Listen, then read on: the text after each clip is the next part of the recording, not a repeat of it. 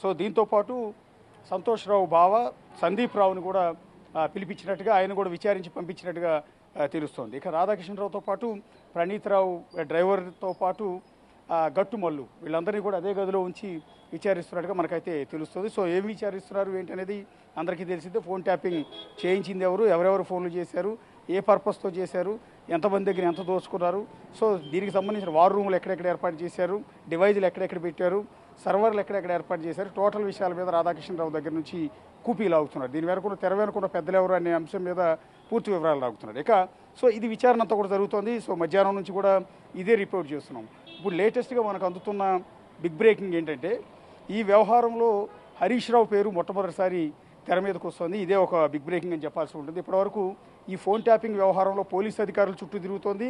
So అప్పుడు ప్రభుత్వం చేసిందన్న ఆరోపణలు ఉన్నాయి తప్ప పర్టికులర్గా ఎవరు చేయించారు ఏంటన్నది ఇప్పటివరకు తెలియదు. కానీ కొద్దిసేపటి క్రితం కాంగ్రెస్ నాయకులు బండి సుధాకర్ గౌడ్ అండ్ సమ్మిరెడ్డి వీళ్ళిద్దరూ కూడా కాంగ్రెస్ పార్టీ అధికార ప్రతినిధులు వీళ్ళిద్దరూ కూడా డీజీపీని కలిసి హరీష్ రావు మీద ఫిర్యాదు చేశారు. పర్టికులర్గా హరీష్ రావు పేరు ఎందుకు డైరెక్ట్గా వీళ్ళు క్వశ్చన్ చేస్తున్నారు అంటే దానికి కూడా ఒక రీజన్ ఉంది.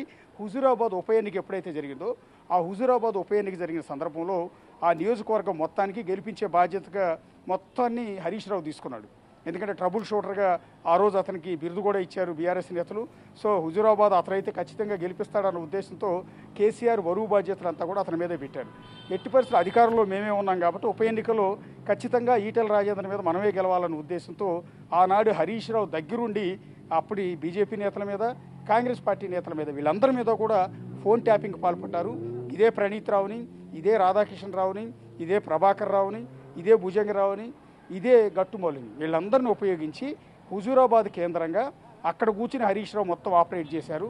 ఆ రోజు ఉప ఎన్నికల్లో ఏ నాయకులు ఎక్కడెక్కడికి వెళ్తున్నారు, కాంగ్రెస్ నాయకులు ఎక్కడి నుంచి ఎక్కడికి వెళ్తున్నారు, ఒకవేళ డబ్బులు ఎక్కడి నుంచి ఎక్కడికైనా పంపిస్తున్నారు, ఎవరెవరితో వీళ్ళు మాట్లాడుతున్నారు, కాంగ్రెస్ ఢిల్లీ ప్రతినిధులతో ఎవరెవరు మాట్లాడుతున్నారు, ఎవరు టచ్లో ఉన్నారు, అట్లా బీజేపీ తరఫున పోటీ చేస్తున్న ఈటెల రాజేందర్తో పాటు బీజేపీ అగ్రనాయకులు ఎవరెవరు టచ్లో ఉన్నారు, అసలు ఏం జరుగుతుంది, ఎన్నికల వ్యూహాలు ఏంటి, వాళ్ళు గెలవడానికి ఎలాంటి వ్యూహాలు రచిస్తున్నారు, వాళ్ళని దెబ్బకొట్టడానికి ఏం చేయాలి మనం, వీళ్ళకి ఫండింగ్ ఇస్తున్నది ఎవరు, ఇట్లా అన్ని అంశాలపైన కూడా హరీష్ రావు అక్కడి నుంచి ఫోన్ ట్యాపింగ్ చేసి అప్పటికప్పుడు అప్డేట్స్ అన్నీ కూడా తీసుకుని కుట్ర చేశాడు. కాబట్టి హరీష్ రావుని ఈ ఫోన్ ట్యాపింగ్కి విచారించాలి అంటూ కొద్దిసేపటి క్రితమే కాంగ్రెస్ పార్టీ అధికార ప్రతినిధులు సుధాకర్ గౌడ్, బండి సుధాకర్ గౌడ్, తుమ్మేటి సమ్మిరెడ్డి వీళ్ళిద్దరూ కూడా ఒక కంప్లైంట్ లెటర్ని డీజీపీకి ఇవ్వడం అనేది జరిగింది.